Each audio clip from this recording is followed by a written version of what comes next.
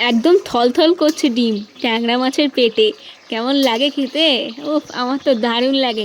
তোমাদেরও দারুণ লাগে তো? তো দেখো, আজকের ভিডিওটা একদম তোমাদের জন্যই।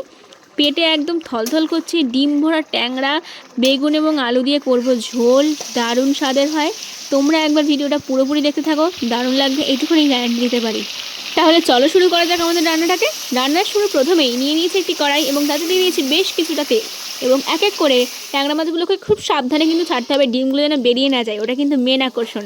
তো ট্যাংরা মাছগুলোকে ছেড়ে দিয়েছি এবং এক এক করে ভেজে ভেজে তুলে নিচ্ছি।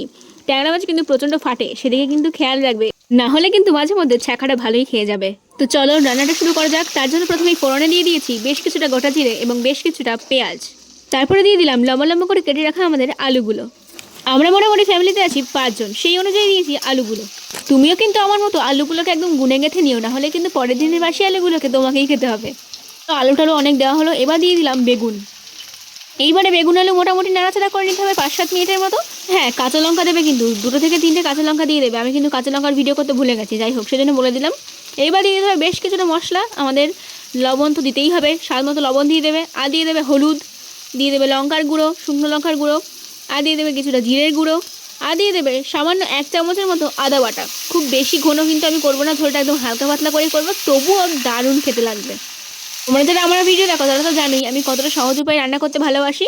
তো এতে সামান্য জল দিয়ে আমি মোটামুটি মশলাগুলোকে নাড়াচাড়া করে কষিয়ে নেব, যাতে মশলাটা পুড়ে না যায়, সেজন্য আমি সামান্য জলটা দিয়েছিলাম। তো কষিয়ে নিয়েছি 5-7 মিনিটের মতো, তারপর দিয়ে দিয়েছি আমাদের পরিমাণ মতো জল। যতটা ঝোল করবে তোমরা সেই পরিমাণে জল দিয়ে দেবে। কোনো চিন্তা নেই, অনেক ভালো রান্না করেছো তুমি। আরে অনেক কাজ করে ফেলেছো, এবার একটু বসে হাওয়া খেয়ে নাও দেখি। আরে বাবা, একটু শান্তিতে যে বসে হাওয়া খাবে তারও সময় নেই, ঝোলটা ফুটে এসেছে, এইবার ট্যাংরা মাছগুলোকে ছেড়ে দাও একে একে। নাও, আর কোনো চিন্তা নেই, রান্না একদম শেষের পথে। এইবার ট্যাংরা মাছগুলোকে ভালো করে ডুবিয়ে মোটামুটি 20 থেকে 25 মিনিট ফুটিয়ে নিলেই রেডি আমাদের ট্যাংরা মাছের ঝোল। কেমন লাগলো ভিডিওটা কমেন্টে জানিয়ে যাও, আর ভালো লাগলে সাবস্ক্রাইব করে পাশে থেকো। পরের দিন আসছি আরও ভালো ভিডিও নিয়ে। আজকের জন্য টাটা।